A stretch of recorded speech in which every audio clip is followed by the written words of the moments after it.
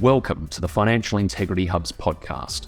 The Financial Integrity Hub pioneers research and explores how law and governance strategies can be designed, implemented and enforced to support anti-money laundering and counter-terrorist financing. This podcast is proudly sponsored by Identity, a RegTech providing financial institutions assurance that they are meeting AUSTRAC reporting obligations. The platform allows regulated entities to gain visibility over transactions, improve auditability, automate manual processes, and reduce the risk of non-compliance. Your host is Isabel Nicholas. Isabel is a researcher at the Financial Integrity Hub. She teaches financial crime at Macquarie Law School and interviews global and domestic experts on trends and market insights for the podcast.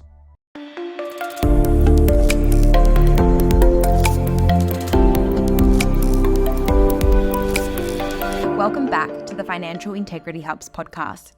In this episode, I sit down with Daniel Mossop from AUSTRAC, Australia's financial intelligence agency.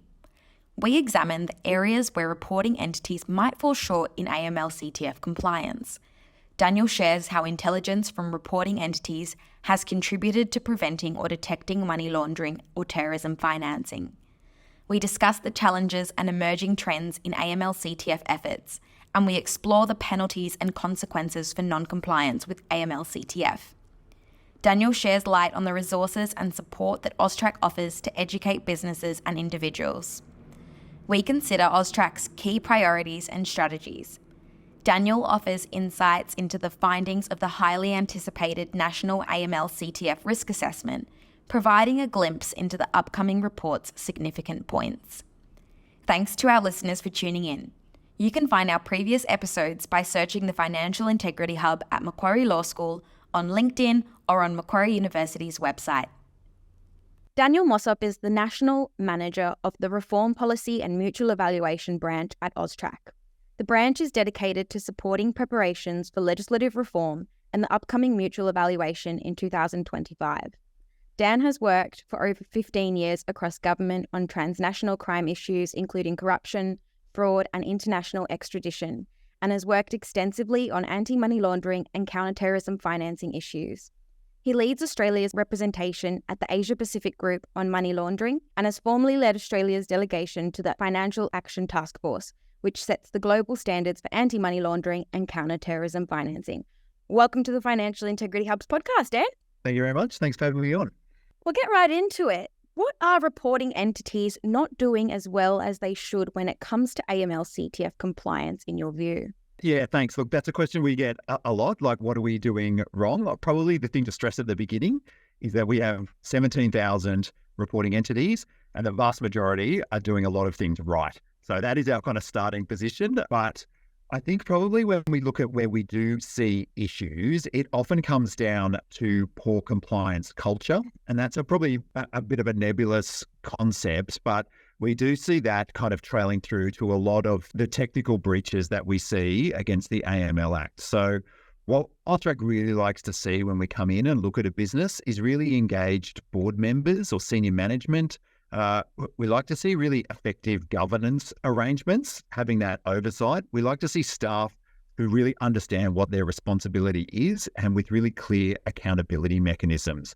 And we also like to see those risk escalation frameworks that let a business deal adequately with risks as they change over time. So I think once you have that good compliance culture, we get what we really hope to see, which is I think a shift away from businesses looking at how to manage their legal risk of an AML CTF breach to actually managing their anti-money laundering and counter-terrorism financing risk. So that's probably, I think, the kind of overarching one. The other, I guess, element that I can't let pass, and we say at every opportunity, is around the quality of reporting. The reporting is really the lifeblood of the financial intelligence that AUSTRAC produces and really the kind of raison d'etre for the whole regime, making sure that the reporting is filled out, the right boxes with the right information, that information provided is clear, coherent and relevant. That makes an incredible amount of difference at the back end when we start thinking about how we can use the information business collects to achieve law enforcement and national security outcomes. So they're probably the two areas that we frequently talk to our businesses about, where we often want to see improvement. Thank you, Dan. Can you share a recent success story or a notable case where AUSTRAC's efforts led to the prevention or detection of money laundering or terrorism financing? So the answer is yes, but I think it's probably more useful to share more than one. So very recently in the news, there's been the outcomes of the AFP-led Operation Avarice Nightwolf, which was a money laundering syndicate. There was a lot of arrests that flowed from that operation. There is millions in the alleged proceeds of crime flowing through, and it was really honing in on a targeted money laundering operation. So a syndicate that was looking at laundering the proceeds of crime writ large. But I think one of the most useful things to point out when we talk about the outcomes that we see from the intelligence that we gather using financial intelligence, it's really the breadth of cases that we cover. So we've had instances of financial intelligence, and that's really derived from the reporting that we get. That's been used, in almost real time to track groups involved in a child abduction. So really, really kind of tangible impact that we can see at the ground level, the things that really affect people, like child abduction. It's helped build a case for identifying and building the case for perpetrators of domestic violence. We've used it to going through and identify people who are using their accounts to pay for offshore child exploitation. And these are crimes that are well beyond the kind of money laundering, but this is the value of having that financial intelligence. There are a number of other examples. We see wildlife trafficking, irreparably harming our precious environment. That's something we can use financial intelligence for. GST fraud, effectively stealing every hardworking taxpayer's money. That's something that we've been able to contribute to in terms of investigations. People ripping off the NDIS. So taking money out of the pocket of people with disabilities, one of the kind of most despicable acts. Financial intelligence has played a really key role in being able to investigate. And they're all examples that are drawn, from real life cases with real life impacts and real life law enforcement investigation and prosecution outcomes. So it really is intelligence that goes well beyond the kind of traditional bounds of money laundering and terrorism financing. And it is really about looking at money as the conduit for transnational and serious organised crime in all of its facets. Any facet with a financial implication, that's kind of where AUSTRAC comes in, and that's how that intelligence is used. Unfortunately, we don't always get to trumpet that, and we don't get to trumpet it in a way that is timely, which is one of the issues that we have just with the way intelligence works. It's that jigsaw where we a bit of information here, a bit of information there. So it's really hard to pinpoint sometimes what exactly the killer piece of information was, but it really does go to build that overall picture. And because of the length of time often in the investigation and prosecution process, we often don't get to give feedback on how relevant things were until often several years down the track when those proceedings have gone through investigation, prosecution, and appeals processes.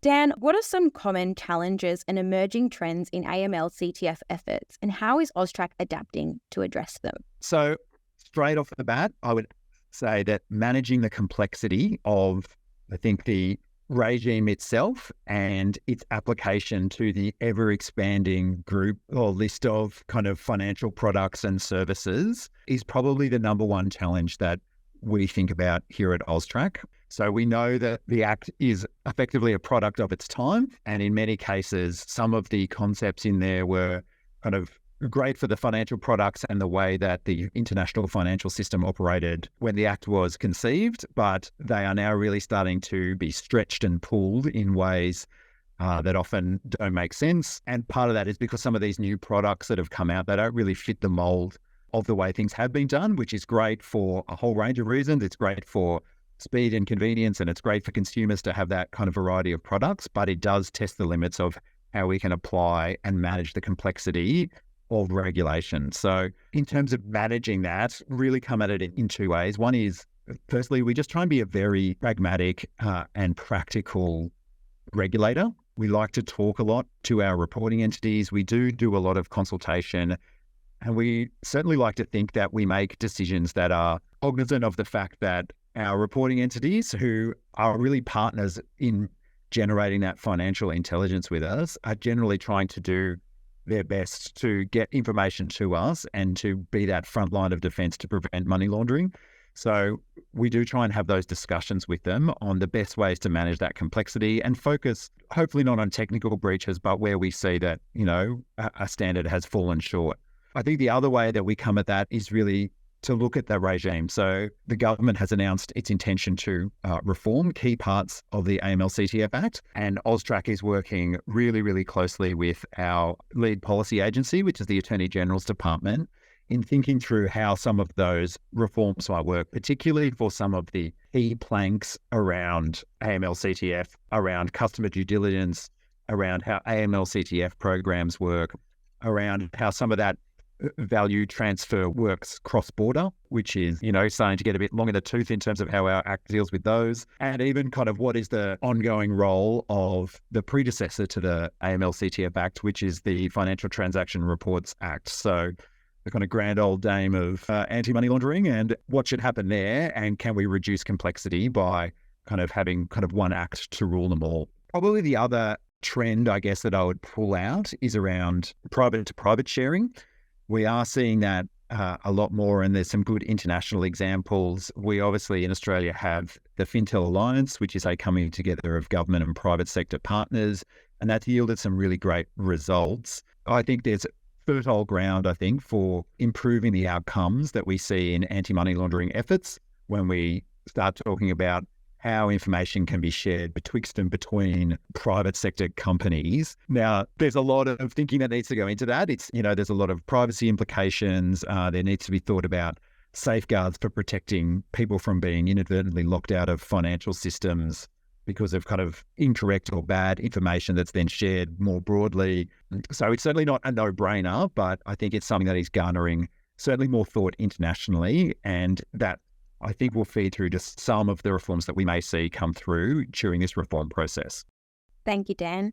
What are the penalties and consequences for non-compliance with the AML CTF regulations, and how does AUSTRAC enforce them? So AUSTRAC, like most regulators, has a variety of enforcement tools, and we kind of count education as the kind of first plank of that. So there's a spectrum that you can go through, and education and then through to supervision are kind of part of that platform. And then you start to get into the slightly harder edged options that we have around, potentially issuing remedial directions, looking at infringement notices, enforceable undertakings, which require companies to do certain things on a program which is monitored.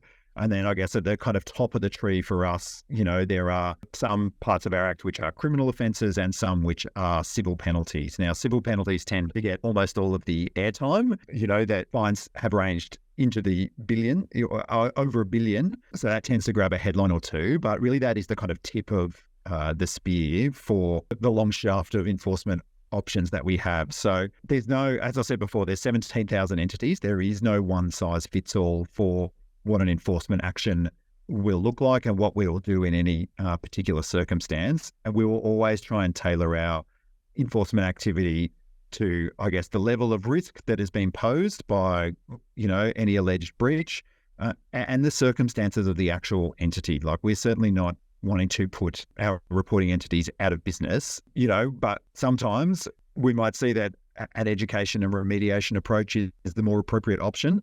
Sometimes it may be that those civil penalties are the more appropriate option, and we certainly don't make any apologies for taking that course of action when we feel that the standard has fallen short of what's required to protect the integrity of Australia's financial system. There are, some big issues at stake here, and those options to consider are sometimes the appropriate ones. Thank you, Dan.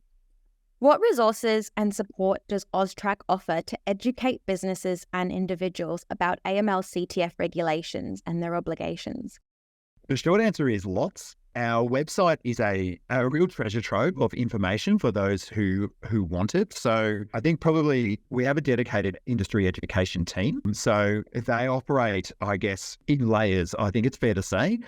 So at the very kind of base layer, we do have induction courses that we run, and that is a kind of face-to-screen, almost training on what some of the basic concepts of money laundering obligations are and how compliance will work and how AUSTRAC operates. And that's typically pitched at people who are new, to providing designated services or for anyone who kind of wants a refresher. We also have a suite of e-learning packages, which kind of go probably down to the next level of detail. They're really excellent and take the time to go through in a pretty measured way what are the core concepts of what is required of reporting entities to comply with the Act. So some of those really core obligations around enhanced customer due diligence, ongoing customer due diligence, suspicious matter reporting generally. So they're really kind of critical building blocks that are available for people to learn self-paced in their own way and repeatable and replayable. So you can do them as many times as you like.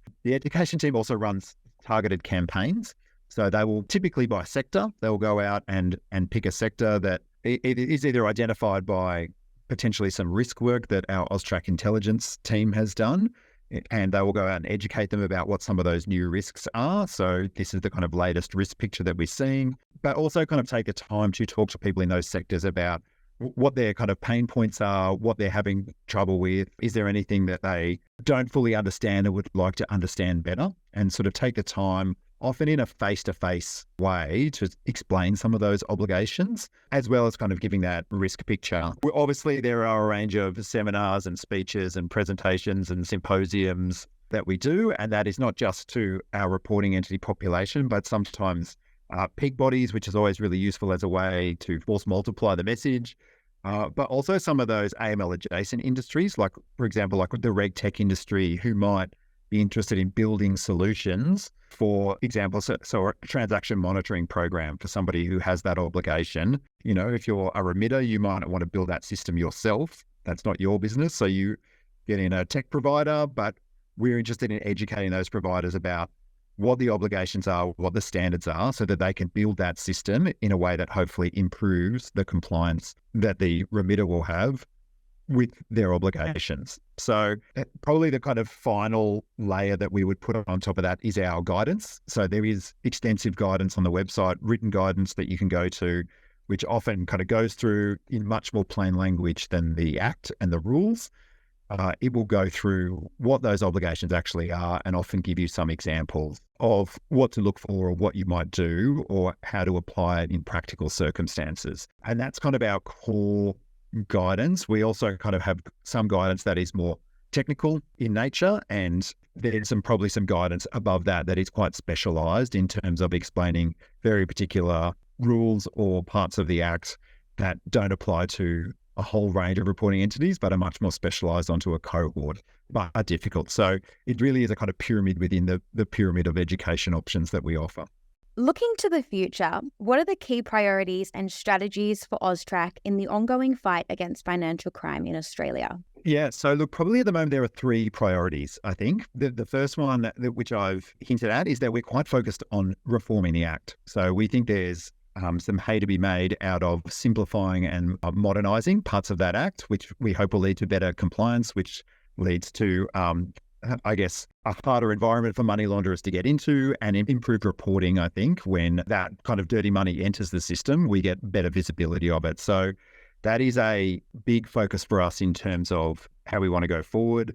The other part of that reform is really capturing those entities known as tranche 2 entities. So the designated services that are often provided by lawyers, accountants, real estate agents, trust and company service providers, and dealers in precious metals and stones. So we see that at the moment as a gap, certainly against the international standards, and one that we want to close to really kind of tie off those kind of weak links in the chain for our money laundering system. So that's definitely one priority for us.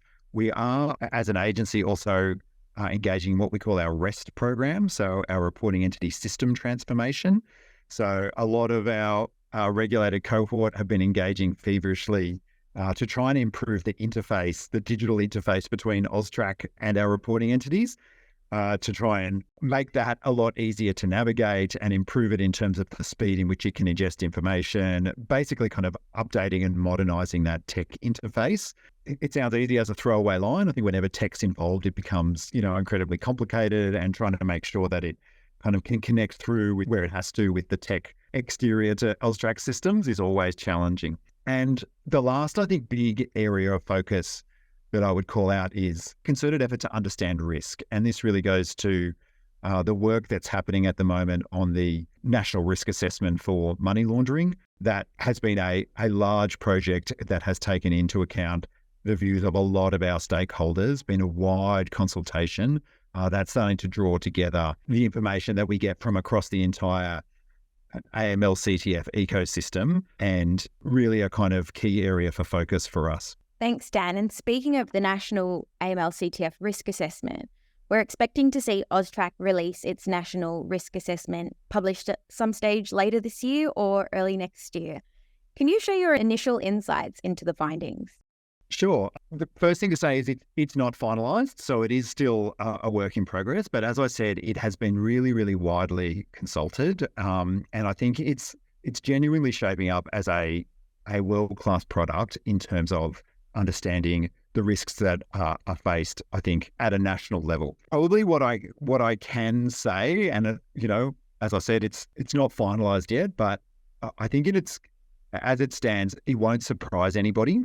Probably one of the key takeaways is that a lot of the traditional money laundering channels that are used remain preferable to people who are looking to launder money. That persistence of those channels is kind of an enduring theme, from particularly when looking at this risk assessment with the earlier threat assessment that was done several years ago. So that is a theme that probably continues through. The other unsurprising thing will be that the scale and scope of products and channels means that money laundering is really remaining resilient. So I guess the infographic that comes to mind is of a transport system for a big city, and have some wins by shutting off the subway, and the money can't kind of flow through that channel. There are buses and taxis and cars and a range of other transport options for that money to move around the system. And the complexity of that system, which is increasing, as I've kind of mentioned earlier, and there are more options to move that money around. So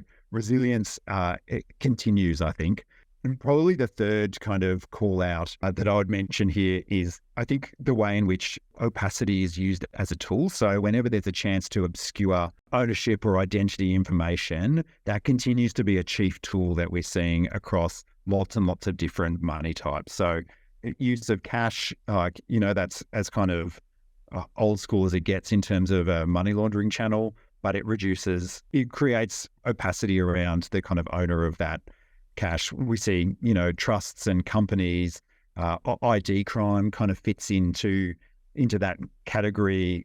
People using mule accounts to obscure the identity of the person who's actually controlling that money. All of those things start to play in, and we still see that as a really, really key tool that's being used to launder money. Thanks, Dan. There's a really practical insights. Me and my AML colleagues joke that it was hopefully going to be our Christmas present, but maybe it will be our New Year's gift instead. You're really grateful for your time and your insights, Dan, and thanks again for joining us. Excellent. Thank you very much.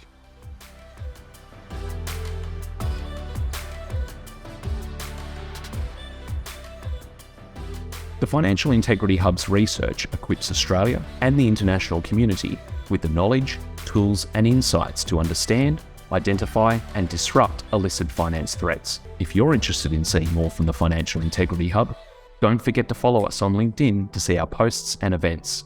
We post a few times each week on breaking news and the latest research. We would like to thank Dr. Doran Goldbarsht for his academic advice and Isabel Nicholas for hosting.